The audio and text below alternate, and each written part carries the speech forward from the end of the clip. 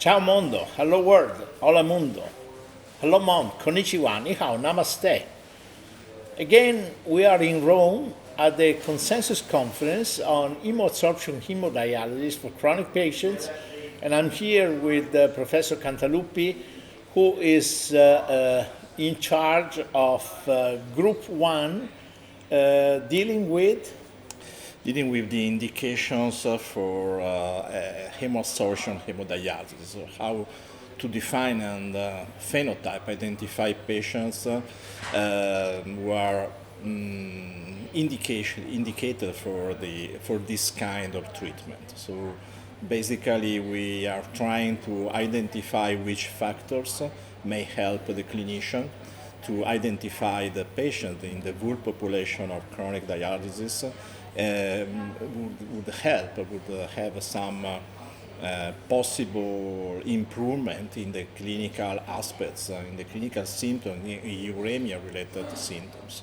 So we identify the three main factors, such as the patient-referred symptoms, the objective signs by the clinicians, and also some biomarkers that can be different from biochemical solutes that we know to be involved in the pathophysiology of uremia-related alteration, to other performance tests that should be performed by clinicians to help to identify and to monitor the patients in terms of better removal of some substances that are involved in this. So, to make people understanding, we are basically considering the fact that even the most advanced dialysis therapies today may not be sufficient in some patients to resolve specific symptoms, signs, or even retention of molecules, and therefore hemoabsorption hemodialysis is a new technique that is supposed to overcome the limitation of previous dialysis treatments, right?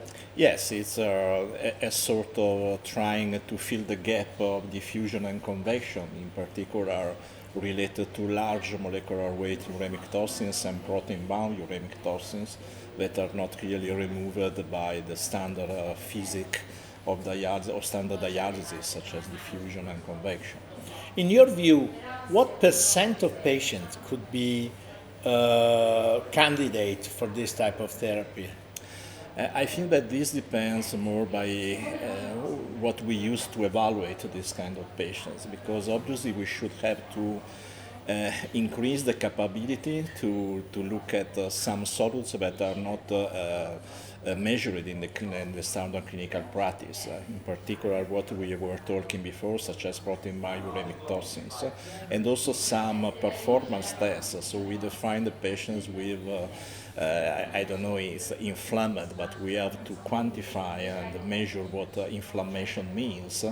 And so basically this percentage may increase if we use this kind of clinical and laboratory biomarkers.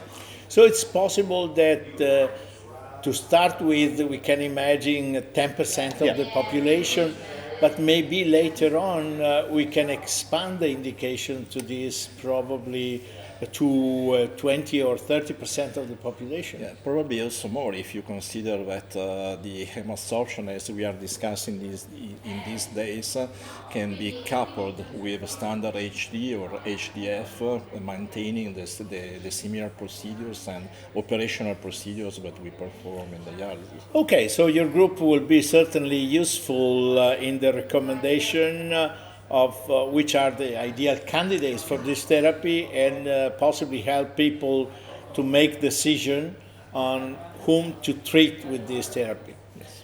With this, thank you very much for joining today's Cappuccino. The conference is still ongoing, and we are likely to see the resolutions in the next day or so, and finally in the publication that will come out from the conference. Thanks for joining today.